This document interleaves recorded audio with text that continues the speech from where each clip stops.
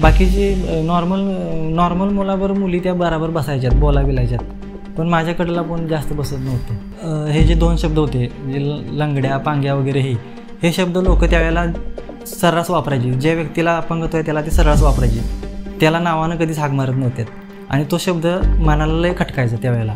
एवढं चांगलं आपण व्हिडिओ करून सुद्धा आपल्याला एखाद्या पर्सनल गोष्टीवरनं सुद्धा कमेंट येत्या. वैवाहिक जीवनावरनं पण माणसाच्या आमचं जे वैवाहिक जीवन चाललं आहे त्याच्यावरनं पण काय जण लोक घाण कमेंट करतात. ती कमेंट वाचूशी वाटत नाही, एवढी घाण कमेंट असते. आपलं वायफाय स्वामी wifi presented bye life story Marathi. तर नमस्कार मंडळी, मला तर ओळखला असशीला, स्वीट मिनी कपल नावानं आमचं अकाउंट फेमस आहे यूट्यूबला आणि इंस्टाग्रामला. आणि काही जणांना माझं खरं नाव पण माहीत नाही, पण माझं खरं नाव आहे सुरेश पाटील. आणि मी 32 शिराळा तालुक्यातलं जे मंदूर गाव आहे, शेवटचं टोक आहे 32 शिराळ्याचं, त्या मंदूर गावात मी राहतो. आणि आमच्या गावाला लागूनच एक चांदोली धरण मोठं फेमस आहे. तिथं लोक फिरायला येतात आणि आमच्या छोट्याशा दुकानाला भेट पण देतात. तर मग आता तुम्ही सगळ्यांनी मला आणि माझ्या मिसेसला इंस्टाग्राम आणि यूट्यूबला सगळ्यांनी प्रेम दिलेच, पण मला आज असं म्हणजे माझं लहानपणापासून, माझं स्वतःचं वैयक्तिक माझं लहानपणापासून आणि आत्तापर्यंत जीवन मी तुमच्याबरोबर शेअर करणार आहे आणि तुम्हाला ते ऐकायला खूप आवडेल. तर मग मी आता तुम्हाला माझ्या लहानपणापासूनची सगळी स्टोरी सांगतो. तर माझ्या आईवडिलांनी मला सांगितलं की तू 3 महिन्याचा असताना तुझं एक ऑपरेशन झालेलं. तू लहानपणापासूनच अपंग होतास, पण नॉर्मल होतास, जास्त अपंगत्व नव्हतं. तर एक म्हणजे आम्ही पुण्याला एका हॉस्पिटलमध्ये तुला नेलं आणि 3 महिन्याचं असताना तुझं त्या डॉक्टरांनी ऑपरेशनच चुकवलं आणि जिथं ऑपरेशन करायचं होतं तिथं ऑपरेशनच केलं नाही. त्यांनी डायरेक्ट दुसऱ्या ठिकाणी ऑपरेशन करून माझी पायाच्या पूर्ण नसा एकदम निकामी करून टाकल्या. तर मग तिथनं पुढं माझ्या आयुष्याला अपंगत्व हे मला असं वाटलं, म्हणजे मला जेव्हा कळायला लागलं 3री-4थीला मी गेलो त्यावेळेला मला कळायला लागलं की आता आपल्याला आयुष्यभर काय आता चालायला जमणार नाही. म्हणजे बाहेर पोरांना खेळताना बघून मला असं वाटायचं की मी घरातच राहणार. तर खूप तेव्हा एवढं काय म्हणजे लहान वय असल्यामुळे एवढं काय असं विचार करण्याची क्षमता एवढी काही जास्त नसत्या. तर मग वडील कॉन्ट्रॅक्टर होते, म्हणजे ते कामं घेतात कॉन्ट्रॅक्टरची. तर त्यांनी एक घरात घनबूट आणून ठेवलेला असा एक साईडला बाजूला. तर मी असं घरात एक दिवस असंच होतो बसून, तर मला तो बूट दिसला आणि मी माझ्या डोक्यात विचार आला की आपण हा बूट घालून तरी बघूया, आपल्याला जमलं चालायला. तर मी ते बूट घेतला आणि पायात घालून उभं राहायचा प्रयत्न केला, पण मला काही लगेच जमलं नाही. तर मग हळूहळू नुसतं उभं राहायला तरी जमलं, त्यावर मला विश्वास आला की आपण ह्याच्यावर पुढं काहीतरी चालू शकतोय. मग नंतर घरातल्या घरात मी जरा भिंतीला असं धरून प्रॅक्टिस करायला चालू केलं. घनबूट घालून भिंतीला धरून थोडं प्रॅक्टिस केलं. तर मला जरा थोडं कॉन्फिडन्स वाढला, म्हणजे असं वाटलं की आता आपल्याला चालायला जमणार. मग नंतर मी माझ्या वडिलांना सांगितलं की मला असं ह्या जमते चालायला, माझ्या मापाचा तुम्ही घनबूट मला घेऊन या. तर त्यांनी मला तो घनबूट आणला आणि मी त्यावेळेला थोडंफार त्याला जरा थोडं त्या घनबुटामध्ये असं थोडं फिट व्हायसाठी फडकी वगैरे घालून चालायचा प्रयत्न केला. तर मला एक जास्तीत जास्त एक 20-25 दिवसात मला एकदम परफेक्ट चालायला जमायला लागलं. मग तेव्हा मी समजलं की आपण आता जग बघू शकतोय बाहेर. आपण घरात राहून आपलं आयुष्य बाद होणार नाही, आपण बाहेर आता समाजात फिरू शकतोय. पहिलं पाऊल मी त्यावेळेला घनबूट घालून रस्त्यावर टाकलं. आता तर काय माहिती आहे का, आता चालायचं शिकलेलो, पण शाळेत गेल्यानंतर एक समाजाचं जे अपंग व्यक्तीला जे हे असते म्हणजे वागणूक असत्या, ती माझ्या जीवनात खूप म्हणजे एकदम म्हणजे काय म्हणतात त्याला, विचार करण्याच्या पलीकडची होती. आता शाळेत गेल्यानंतर शाळेत जाताना वाटणं लोक त्यावेळेला हे जे 2 शब्द होते लंगड्या, पांग्या वगैरे हे शब्द लोक त्यावेळेला सर्रास वापरायचे. ज्या व्यक्तीला अपंगत्व आहे त्याला ते सर्रास वापरायचे, त्याला नावानं कधीच हाक मारत नव्हते आणि तो शब्द मनाला लय खटकायचा त्यावेळेला.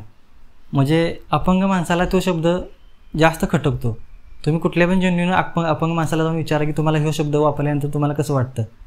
त्रास होतो त्या गोष्टीचा जास्त, आणि तोच त्रास मी शाळेत असल्यापासून 12वीपर्यंत सहन केला आहे तो त्रास. आता कसं होतं, 5वीपर्यंत मी शाळेला गेलो की आमच्या गावातच शाळा होती, मराठी शाळा. 5वीपर्यंत मी रोजच्या रोज चालत गेलो, जवळ होतं. पण तिथनं पुढं माझी खरी परीक्षा चालू होणार होती, कारण मला कमीत कमी 2 किलोमीटर शाळेत जायचं होतं. माझी म्हणजे 5वीपासूनची 12वीपर्यंतची शाळा 2 किलोमीटरच्या अंतरावर होती. आता चालत तर एवढ्या लांब कसं जाणार. पण त्यावेळेला माझे मित्र जे होते ना, माझे सवंगडी, ते एवढे भारी होत्यात की त्यांनी कोण माझं दप्तर घ्यायचं, कोण माझा डबा घ्यायचं, कोण मला एखाद्या वेळी नाला आला तर मला उचलूनच डायरेक्ट ठेवायचं नाल्यावरून पलीकडं. मग मी काय त्यावेळेला कसं आमच्या इथनं वडाप चालू असायचं शाळेचं, मग घरातल्यानी मला 2 रुपये द्यायचे ते, त्यातलं जाताना 1 रुपये त्या वडापवाल्याला द्यायचं, त्याला म्हणायचं मला तिथपर्यंत शाळेपर्यंत सोड, तर देताना 1 रुपये. पण ते शाळेचं त्यावेळेला म्हणजे 5वीपासून पुढचं जे शाळेचं जेवण होतं ते खूप मस्त मजेत गेलं. तर आता शाळेत जाताना पण पोरं दप्तर बिप्तर घ्यायची. मग माझा एक जोडीदार संगणक कायम असायचा. मग मला घरातनं घरची परिस्थिती मी जरा गरीबच होती. मग रोज मला 5 रुपये मिळाले तर म्हणजे शाळेत जायसाठी जायला 2 रुपये वाट खर्ची आणि 3 रुपये खायला. तर एक वडापावला असा भारी असायचा का नाही की तो म्हणायचा जा बाबा आज तुला 2 रुपये फ्रीमध्ये तुला नेलं, आज 2 रुपये तुझ्यासाठी तू खा, आज शाळेत एन्जॉय कर. म्हणजे त्यावेळेला त्या वडापावल्याकडं बघून पण असं वाटायचं की आयला आपल्याला मोठी लोकं पण चांगलं हे करते. म्हणजे सगळीच व्यक्ती चांगली, सगळीच लोकं वाईट नसतात, एखादा व्यक्ती चांगला पण असतो. त्या अनुभव पण त्यावेळेचा म्हणजे चांगला होता. आणि शाळेत गेल्यानंतर मग काय शिक्षक लोक तर काय म्हणजे सगळी म्हणजे हँडिकॅप असल्यामुळे ती मला जास्त सपोर्ट करायची. त्यांना ती मला रोज म्हणायची की बाळ तू काहीतरी शिक, तू मोठा हो, तुझ्या अपंगत्वावर काहीतरी तू मात कर आणि तू घरातल्यासनी काहीतरी करून दाखवू, चांगलं शिक्षण. आम्ही तुला काय जी मदत लागली शाळेत, तुला अभ्यासात काय मदत लागली, पुस्तकं लागली, काय लागली, वह्या लागल्या, तर आम्हाला बिंदास सांग. एवढं शिक्षक मला जास्त चांगलं म्हणजे सपोर्ट करायचे. आणि मुलांचं म्हणलं असं तर ठराविक मुलं माझ्याबरोबर चांगली होत्यात, पण ठराविक मुलं मला ट्रोलसुद्धा करतात त्यावेळेला की म्हणजे असतात हे करताना की बाबा जवळ पण बसून देत नव्हते मला की तू अपंग आहेस तू, म्हणजे त्या ह्याच्यातनं अपंगत्वातनं. आता जास्त अपंगत्वाला जास्त लोक हे करतात म्हणजे सन्मान देतात, पण त्यावेळेला सन्मान मिळत नव्हता अपंगत्वाला. त्यावेळेला म्हणजे त्याला कमीपणा मिळता त्या गोष्टीला. जो अपंग व्यक्ती आहे त्याला त्या म्हणजे माझ्या शिक्षणाच्या काळात त्यावेळेला अपंगत्वाला कमीपणा मिळता जास्त करून. आता शाळा शिकत असताना 10वी-12वी तर चांगल्या मार्कानं पास झालो, पण आता पुढचा विषय होता त्यावेळेला 2 किलोमीटर जायला लागतं. आता तिथनं पुढच्या शिक्षणाला मला कमीत कमी 30-35 किलोमीटर रोजचा प्रवास होता. आणि त्यासाठी मी ॲडमिशन पण घेतलं 10वी-12वी झाल्यानंतर पुढं BAला. पण पहिलं फर्स्ट इयर मी कसं तरी कंप्लीट केलं आणि सेकंड इयरला मी कॉलेज सोडून दिलं. आणि ते कॉलेज सोडून देण्याचं कारण काय असं म्हणजे मला शिक्षणात म्हणजे मी कमी होतो असं नव्हतं, तर मला जाण्या येण्याचा जो त्रास होता तो म्हणजे भयंकर होत होता. तर काय तुम्ही व्हिडिओमध्ये बघितलं जाशील की मला ढोपराला जखम होत्या किंवा काय होत्या, त्यावेळेला तो त्रास जास्त वाढलेला. त्यामुळे मला म्हणजे ते प्रवास म्हणजे जाणं येणं शक्यच नव्हतं. त्यामुळे मी त्यावेळेला निर्णय घेतला की आता शाळेत म्हणजे मला जाता येणार नाही. आणि त्यावेळेला मी BAच्या सेकंड इयरला मी कॉलेज सोडून दिलं. तिथनं पुढं मी बेरोजगारच. मग नंतर आता शाळा सोडल्या, पुढं आता पैसा तर मिळवला पाहिजे, काहीतरी करून दाखवायचं म्हणल्यावर मग 1 वर्ष असंच वाया गेलं. म्हणजे घरीच बसून, कॉलेज नाही काय नाही, घरी बसून निवांत. मग शेवटी घरच्यांना पण वाटते ना की आपण काहीतरी म्हणजे मुलांना आपल्या काहीतरी केलं पाहिजे. शाळा सोडली आता घरात बसून ते काय करणार. चांदोली आमची फेमस कशासाठी आहे, इथं पार्टी करायसाठी, खास करून पार्टी करायसाठी लोक जास्त येतात. तर पार्टी करायला लोक येतात. मग मी डोक्यात काय घेतलं की त्यांना आपण बाबा पार्टीसाठी येणाऱ्या लोकांनी आपण काय देऊ शकतो का तिथं, मी त्यांना त्यांच्या सुविधा काय पुरवू शकतो का. तर मी म्हणजे मुलं पार्टीला येणारी मुलं जे टोप बिप अशी घेऊन यायची इथं गाडीवरनं, 2 व्हीलरवरनं, 15-15 लोकांचं टोप, म्हणजे 15 पोरं जर पार्टी करायचं टोप मोठं असतात ते टोप ते गाडीवरून घेऊन येतात. मी विचार काय केला, आयला आपण जर इथं जर आपण टोप जर भाड्याने ठेवलं तर त्यांचं ते एवढं वाहतूक होते, एवढं ते रिस्क घेऊन टोप बिप घेऊन येते ते आपल्या इथंच भाड्याने घेतील, आपला पण व्यवसाय झाला, त्यांची पण सोय झाली. म्हणून मी सुरुवातीला एक छोटं टोप आणलं आणि सुरुवातीला एक 5-6 टोप आणूनच सुरुवात केली की आपण बघाय तरी ट्राय करूया, पार्टीसाठी लोक आपल्याकडनं घेतात का. आणि छोटासा व्हिडिओ टाकला की आमच्या इथे पार्टीसाठी टोप भाड्याने मिळतात. तर हळूहळू पर्यटक माझ्याजवळ यायला लागली, टोप भाड्याने घ्यायला लागली पार्टीसाठी. आणि त्यांना त्याची सवय लागून गेली की चांदोलीला जायचं आहे ना तर सगळं साहित्य मिळते, भांडी मिळतात, मसाला मिळतो, भाकरी मिळते, सगळं मिळते, आपण न्यायची काय गरज नाही, आपल्याला जे पाहिजे ते तिथे मिळते. मग आता आज माझ्याकडं महिन्याकाठी लोक येणारी बऱ्यापैकी जेवढी 100% लोक येतात त्यातली 70% लोक माझ्याजवळ पातेली भाड्याने घेतात. आता सुरुवात एकट्याने केली, व्यवसाय सगळा सेट केला, मस्त झालं, चांगलं चाललेलं. आणि माझ्या आयुष्यात एक सोन्यासारखा माणूस आला. तो सोन्यासारखा माणूस म्हणजे माझं सरकार. आणि त्यांच्यामुळं ते आल्यानंतर माझं आयुष्य अजून एवढं म्हणजे बदलून गेलं की म्हणजे माझ्या आयुष्यात एकदम सोन्याचा दिवस आलं तर. आणि त्यांची माझी लव्ह स्टोरी एवढी भारी आहे, ती जर तुम्हाला ऐकायची असली तर व्हिडिओ तुम्हाला का नाही शेवटपर्यंत बघायला लागणार. तर मंडळी आता कसं आहे माहिती आहे का, तुम्ही म्हणशीला की आमचं स्वीट मिनी कपल नाव कसं पडलं, तर ह्याच्या मागची लय स्टोरी मोठी आहे. हे तो असं वाटत असेल की तुम्हाला आता 2024 2024 2025 2024-25 नाही, कोरोनाच्या काळातली स्टोरी आहे सगळी ती. आमचं जे सरकार आहे की नाही ते मला असं कोणी बाबा आमचं लग्न असं म्हणजे कोणते जुळवून दिले असं नव्हतं. आमचं लग्न हे टिकटॉकमुळं झालं. या टिकटॉकची कृपा आहे आमच्यावर. टिकटॉकवर आमचं सरकार डान्स करत येतं आणि तो व्हिडिओ मी एकदा असा बघितला आणि मी म्हणजे ते व्हिडिओ बघितल्यावर मला एवढं आवडलेत का नाही त्या, की मी त्यांना मेसेज केलेला, इंस्टाग्रामला मेसेज करून ठेवलेला DM-मध्ये. तर त्यांनी तो मेसेज बघितला पण नव्हता. 1 महिन्यानंतर त्यांनी मेसेज बघितला आणि मला रिप्लाय दिला हाय म्हणून. आणि मी नंतर त्यावेळेला त्यांच्याबरोबर ओळख काढायचा प्रयत्न केला, पण शेवटी लगे कोणी एकमेकाला ओळख म्हणजे सोशल मीडियावर लगेच कोणी ओळख करून घेत नाही जास्त. त्यांनी पण मला लगेच रिप्लाय देत नव्हते जास्त. मी हाय बी करायचो, जेवला का वगैरे विचारायचो, पण रिप्लाय काय मिळत नव्हता. तर ती स्टोरी एवढी भारी आहे की नाही की 1 महिना मी वाट बघतो त्यांच्या रिप्लायचा, आणि रिप्लाय मिळाल्यानंतर मी त्यांना एवढं म्हणजे मागं लागलेलो का, तर मला ती मुलगी आवडलेली, आमचं सरकार मला आवडलेलं खास करून. मी त्यांना रोज मेसेज करीतो जेवला का, ते मला रिप्लाय देत नव्हत्यात. पण नंतर हळूहळू कसं असते, एखाद्या व्यक्ती कुठल्या तरी गोष्टीकडे जास्त मागं लागला ना की मला हे पाहिजेच, ते कधी ना कधीतरी ती वस्तू त्याला मिळतीच. तसंच आहे ते. मी सरकारच्या मागं कंटिन्यू लागलेलो, मेसेज करीतो, कारण मला माहिती होतं एक ना एक दिवस ते आपल्याला रिप्लाय देणार आणि आपल्याला म्हणजे जे पाहिजे ॲक्सेप्टेड आहे आपल्याला त्यांच्याकडनं, म्हणजे त्यांनी आपल्याला मला ते आवडतात, पण त्यांना मी आवडायसाठी मी प्रयत्न करतो. पण एक दिवस तो दिवस येणारच होता आणि तो दिवस एक दिवस आला. आता आमचं थोडंफार म्हणजे सरकारांचं माझं बोलणं वाढलं की थोडंफार म्हणजे इंस्टाग्रामवर थोडं चॅटिंग करून, तर त्यांनी मला कसं केलं की तू म्हणजे आता एखादी मुलग्याकडे विचारणारच ना की बाबा कमवतोस काय किंवा काय, तर त्यांनी मला मेसेज टाकायचे की तुम्ही काम काय करता किंवा किती कमवता. तर मी त्यांना सांगितलं माझं दुकान होतं छोटंसं, पण मी उगाच थापा ठोकायचं, माझं मोठं दुकान आहे, मी कमवतो महिन्याला 3-4 हजार, मी सांगायचं 10-15 हजार, म्हणजे इम्प्रेशन पाडण्यासाठी. कुठला पण मुलगा, तर एखादा कॉलेजमध्ये मुलगा एखादा मुलगीला प्रपोज मारायला गेला तरी तो मोठीपणा दाखवत असते. मित्राची गाडी घेऊन जात असते, स्वतःची असते स्प्लेंडर, मित्राची FZ घेऊन तिच्यावर प्रपोज मारायला जात असते. मग शेवटी थोडंफार प्रेमासाठी काहीतरी करायला लागते, जुगाड केल्याशिवाय पर्याय नाही, त्याशिवाय प्रेम होतच नाही. आणि त्यांनी मग हळूहळू कसं झालं, मी सांगितलं माझं बाबा मोठं दुकान आहे, माझा व्यवसाय आहे माझा मोठा, मला चांगला इन्कम आहे. मग माझं इम्प्रेशन त्यांच्यावर पडलं त्यावेळेला. त्याच्या अगोदर काय मला ते विचारित पण नव्हत्यात, हिंगलीत पण नव्हत्यात. मग नंतर जरा हे झालं, इम्प्रेशन पडलं, मग नंतर त्यांनी पण चॅटिंग चालू केलं चांगलं. मग त्यांनी माझा मेसेज त्याने जायचं होतं, त्यांचा मेसेज मला यायचा की जेवला का वगैरे काय. म्हणजे मी त्यावेळेला विचार केला की आपल्या मासा गळायला लागला आहे. तर मंडळी कसं आहे माहिती आहे का, तुम्ही म्हणशीला की मी लव्ह स्टोरी ऐकत बसल्याचं तुम्ही ऐकतच बसशीला. तर स्टोरी लय मोठी आहे, त्यामुळे ती काय अशी एकट्याने सांगता येणार नाही, ती मजाच येणार नाही एकट्याने. मी एकटा सांगतोय आणि तुम्ही ऐकताय, त्यात मजा राहणार नाही. स्टोरी ऐकायची आहे तर आमचं सरकार आणि मी, आमच्या दोघं आम्ही मिळून तुम्हाला स्टोरी सांगणार.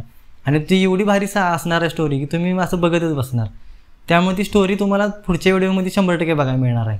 तर मग आता कसं झालेलं, आमचं टिकटॉक हे काय ते आमचे सरकार टिकटॉकवर डान्स करत आहेत. म्हणजे त्यांना आवडच आहे डान्स करायची, ॲक्टिंग करायची. आणि टिकटॉकवर 2019ला म्हणजे कोरोनाच्या काळात टिकटॉक ते बॅन झालं, ते म्हणजे आपल्या सरकारनंच बॅन केलं. मग आमच्या सरकारांचं कसं झालेलं, सरकारांनी तर डान्स करायची ॲक्टिंग करायची सवय आहे. मग त्यासनी प्लॅटफॉर्म दुसरा कुठला आता मग नंतर तर इंस्टाग्रामला पण रीलचा ऑप्शन ओपन झाला, इंस्टाग्रामवर रील्स चालू झाल्या परत. मग आमच्या सरकारने इंस्टाग्रामवर चालू केले व्हिडिओ टाकायला. आणि मला तुम्हाला सांगू का, मुळात मला 3 वर्षापूर्वी आपल्याला त्या इंस्टाग्रामवर व्हिडिओ बनवायचा मला काही वैयक्तिक आवड नव्हती. मला या क्षेत्राचा काही माझा त्या क्षेत्राचा संबंधच नव्हता काय, त्या इंस्टाग्रामचा वगैरे व्हिडिओ रील बनवायचा. तर मी आमचं सरकार करायचं त्यावर काही व्हिडिओ बनवायचे आणि त्यांनी मला फोर्स केलं व्हिडिओ बनवायला. आणि मी तरी पण नाहीच म्हणतो, मी व्हिडिओ नाही तसले काय आवडच नव्हती. मग आम्ही मुंबईला एकदा गेलेलो आणि येताना कराडच्या रेल्वे स्टेशनला आम्ही दोघांनी असं चालताना एक व्हिडिओ बनवला. दोघंजण आम्ही असं चालत आलो, एक 10-12 सेकंदाचाच व्हिडिओ बनवला. आणि तो व्हिडिओ म्हणजे त्याला एक चांगलं गाणं लावलं, म्हणजे एक इमोशनल गाणं लावलं चांगलं, लव स्टोरीचं असं चांगलं. आणि तो व्हिडिओ एवढा म्हणजे आमचा जो व्हिडिओ एवढा व्हायरल झाला का नाही की तो व्हिडिओ एक 6-7 दिवस असं पळतच राहिला. म्हणजे रोज आज मिलियन आहे तर उद्या 1.5 मिलियन, उद्या 1.5 मिलियन आहे तर परवा 2.5 मिलियन, असं म्हणजे वाढतच गेला. आणि फॉलोअर म्हणल्यास तर कसं माहिती आहे का, सुरुवातीला फॉलोअर होते किती 2-3 हजार 4 हजार, आणि रोज फॉलोअर सकाळी उठून बघितले तर 2-2, 3-3 हजारानं फॉलोअर वाढतच होते. आणि ती व्हिडिओ 7-8 दिवस अशी चालत होती. कमीत कमी आमचं फॉलोअर त्या एका व्हिडिओवर 40,000 फॉलोअर झालं तर.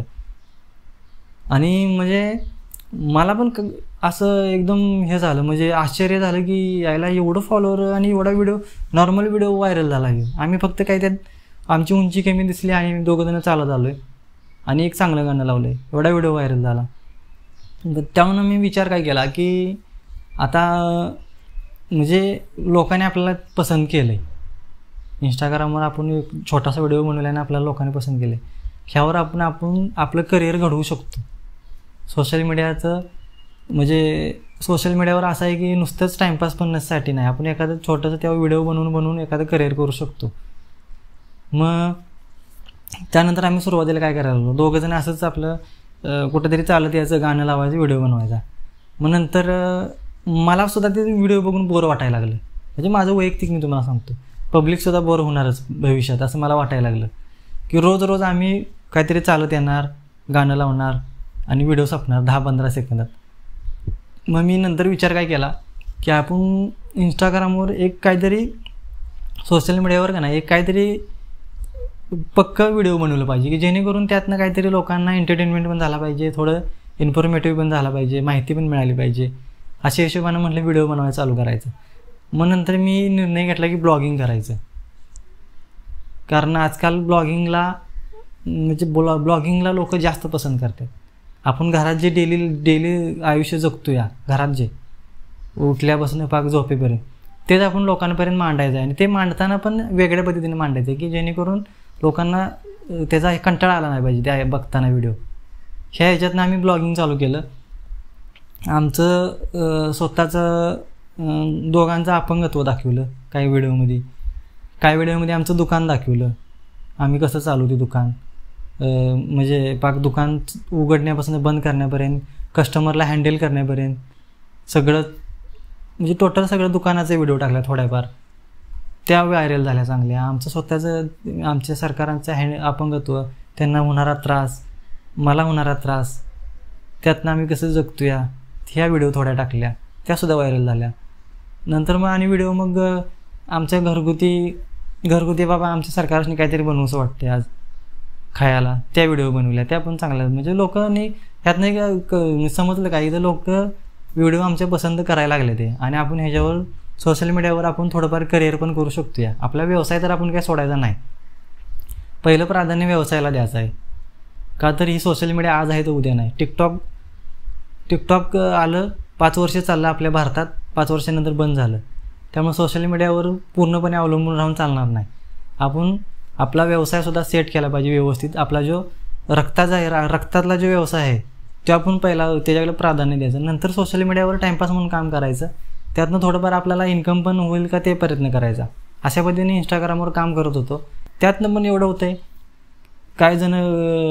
काही लोक असे असतात त्यांच्या समाजाशी काही संबंध नसतो या, म्हणजे चांगलं केलं वाईट केलं, चांगलं केलं तरी ती वाईटच कमेंट करतात आणि वाईट केलं तरी वाईटच कमेंट करतात. अशी पण लोक आम्हाला भेटतात कमेंट बॉक्समध्ये. त्यांच्याकडं बघून एकदा वाईट वाटतं की एवढं चांगलं आपण व्हिडिओ करूनसुद्धा आपल्याला एखाद्या पर्सनल गोष्टीवरनं सुद्धा कमेंट येत्या. वैवाहिक जीवनावरनं पण माणसाच्या, आमचं जे वैवाहिक जीवन चाललं आहे त्याच्यावरनं पण काय जण लोक घाण कमेंट करतात. ती कमेंट वाचूशी वाटत नाही, एवढी घाण कमेंट असते. पण ती शेवटी त्याची मानसिकता आहे कमेंट करणाराची. आपली मानसिकता आपण बदलू शकतो. त्याने कमेंट घाण केली म्हणून आपलं काय, आपण तिथं काय कसं होते, वाईट कमेंट आली म्हणून आपण काय असं इंस्टाग्राम सोडून चालणार आहे किंवा आपलं चांगलं पब्लिक आपण सोडून चालणार आहे का?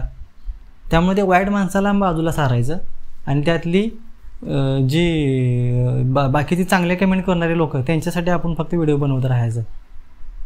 आणि मी कमेंट बॉक्स माझ्या व्हिडिओमधला एकही कमेंट मी ऑफ करत नाही प्रत्येक व्हिडिओची. कमेंट माझी कायम चालू असते. पण व्हिडिओ आम्ही बनवत राहणार इंस्टाग्रामवर. चांगल्या कमेंट येतच राहणार आणि वाईट कमेंट आल्या तरी काही आमच्यावर फरक पडणार नाही. तर मंडळी, आत्ताचा ह्यो झाला इंस्टाग्रामचा प्रवास. म्हणजे इंस्टाग्रामवर फेमस झालं हे ते झालं. पण जो अगोदरचा प्रवास आहे हायस्कूलचा, शाळेला होतो तेव्हाचा तो प्रवास, म्हणजे त्यावेळेचा जे अनुभव आहे नाही तो खूप म्हणजे वाईट पण होता, चांगला पण होता. कसं आहे, प्रत्येक मुलाला वाटत असते की आपल्या शाळेत असताना आपल्याबरोबर मित्रपरिवार असावा, आपल्या पण कोणीतरी वाढदिवस साजरी करावा, आपल्या पण कोणतरी सगळ्या मैत्रिणीने आपल्यासोबत बसावं, गप्पा गोष्टी कराव्या. पण त्या आमच्यासारख्या अपंग व्यक्तीच्या जीवनात घडतच त्यावेळेला ते हेच नव्हतं. ते म्हणजे काय म्हणतात त्याला, त्या मुलांचं तेवढी मानसिकताच नव्हती की ते माझ्याबरोबर सगळ्यांनी बोलावं किंवा काय. बाकीची नॉर्मल मुलाबरोबर मुली त्या बराबर बसायच्यात, बोलायच्यात. पण माझ्याकडला कोण जास्त बसत नव्हतं. कारण त्यांना वाटत असेल की बाबा ह्याच्याबरोबर बसलं, ह्याच्याबरोबर बोलताना कोणाला तरी दिसलं तर तिच्या मैत्रिणी, तिचे मित्र त्याला टोमणं देणार, कशाला त्याच्याकडेला बसल्यास, तू कसला आहे, त्याला चालायला जमत नाही. ह्या हिशोबाने त्यांचं मत असेल ते, असं मला तर वाटतं की त्यामुळे ते माझ्याजवळ बसत नसतील. आणि त्यामुळे त्यावेळेला मी पण काय अपेक्षा ठेवली नव्हती. म्हणजे आपल्याबरोबर म्हणजे आपल्या सुखासाठी आपण थोड्या दुःखाच्या गोष्टी म्हणजे ॲक्सेप्ट केल्याच पाहिजे त्या. पण त्या शाळेच्या काळात जे आता मला जे माझ्याजवळ येत नव्हते त्यावेळेला मी काय मनात असं काय धरलं नाही की माझ्याकडलं कोण येत नाही, माझ्याबरोबर कोण बोलत नाही, माझ्याकडलं कोण बसत नाही. तर त्यावेळेला मी म्हणजे असं दुःख मानलंच नाही. ते जाऊ दे म्हणलं, काय आपल्या आयुष्यातच ते म्हणजे ठरले हेच आहे, ते आपल्या आयुष्याला लिहिलेलंच आहे, त्यामुळे ते आपल्याला कोण जवळ पसंत करत नाही. पण आज जी माझी निगेटिव्हिटी होती, म्हणजे अपंगत्व माझं तेच आज माझं पॉझिटिव्हिटी आहे. कारण मी नॉर्मल नाही, मी अपंग आहे म्हणून मी आज फेमस आहे. हे म्हणजे खरी गोष्ट आहे. आज लोकांनी मला पसंत केले, आम्ही दोघं पण अपंग आहे, त्यामुळे लोकांनी आम्हाला एक हे केलं, आदर दिला आहे त्या गोष्टीचा की तुम्ही अपंग आहेसा, तुम्ही एवढं कष्ट करताय, दुकान चालवत आहे, तुमचं कुटुंब चालवत आहे, तुम्ही सुखी राहताय, कुठल्या दुःखाच्या गोष्टीसुद्धा तुम्ही हसून म्हणजे दुःख जरी असलं तरी तुम्ही दाखवून देत नाही, चेहरा कायम हसत ठेवताय. ह्यातनं लोकांना समाधान वाटते आणि ते आम्हाला फॉलो करतात. आणि ज्या वेळेला हायस्कूलला असताना आमच्या कडेला बसायला माझ्या लाजत्यात, आज तीच म्हणजे त्याच कॅटेगरीची लोक, मुली किंवा मुलं असू दे, मित्रपरिवार असू दे, कोण पण असू दे, ती माझ्याबरोबर आज सेल्फी काढायला येतात. म्हणजे एक सेल्फी घेऊ का आणि विचारतात, परवानगी घेऊन माझ्याबरोबर सेल्फी काढतात. का तर हे लोकांच्या प्रेमामुळं. आणि त्यावेळेला त्या काळी हे सहन केलेलं ज्या गोष्टी त्या आज आम्हाला इथं आज म्हणजे जे न मिळालेल्या गोष्टी आज आम्हाला इथं मिळतात. एक चांगल्या कार्य, एखाद्याचं म्हणा एखाद्या मित्राचा काहीतरी व्यवसाय चालू होणार आहे किंवा एखाद्याने नवीन स्टार्टअप काहीतरी चालू करणार आहे, तर त्या उद्घाटनाला आम्हाला आवर्जून दोघांना पण बोलवतात की तुम्ही आमच्या या कार्यक्रमात या आणि शोभा वाढवा. आणि हा योग म्हणजे हा जो असतो ना म्हणजे सन्मान, हा कोणाला पण मिळत नाही, हा नशिबवानालाच मिळतो. आणि त्या गोष्टीला आम्ही स्वतःसाठी हे केले, म्हणजे ती गोष्ट मिळवायसाठी. म्हणजे एखाद्या सामाजिक कार्यक्रमात किंवा एखाद्या चांगल्या कार्यक्रमात आपल्याला बोलवतात, म्हणजे आपलं काहीतरी आपण स्वतःची इमेज तयार केल्या, म्हणजे समाजात एक ओळख निर्माण केल्या. ती ओळख म्हणजे आमच्या दोघांच्या कष्टामुळेच झाली. ती एखाद्या कार्यक्रमात गेलं तरी आम्हाला असं काही नाही की नुसतं कार्यक्रमाला बोलवायचं एवढ्या लांब आणि म्हणजे फ्रीमध्ये किंवा असं काय नसते. थोडंफार आम्हाला आमची येण्या जाण्याची वाट खर्ची किंवा मानधन स्वरूपात रक्कम काय असेल ती ही देऊन आमचा योग्य रीतीने सन्मानसुद्धा करतात. त्यामुळं म्हणजे आम्हाला पण म्हणजे कसं आहे, सगळ्या गोष्टी काय पैशाने येत नसतात. थोडंफार आपल्याला कसं आहे, माणसाचा वेळ असतो एक प्रत्येकाचा. आमचं दुकान बंद ठेवून आम्ही एखाद्या कार्यक्रमाला जाणार, वाट खर्ची येणं जाणं वगैरे ह्या थोडाफार म्हणजे खर्चिक बाजू असते, ती सुद्धा थोडंफार म्हणजे विचार करायला लागतो. पण पुढच्या व्यक्ती समजून घेतात. पुढच्या व्यक्ती असं काही नसते की ते आम्हाला फक्त कार्यक्रमाला बोलवायचं, उद्घाटनाला आणि हे करायचं, तसं काय नाही. आम्हाला मानधन स्वरूपात पैसे पण ते मिळतात आणि चांगलं आहे. म्हणजे एक समाजात कुठेतरी एक चांगला आम्हाला योग पण मिळतो. एखाद्याच्या व्यवसायाला प्रोत्साहन देण्यासाठी आम्हाला बोलवतात, ह्याचं समाधान पण वाटतं तिथं.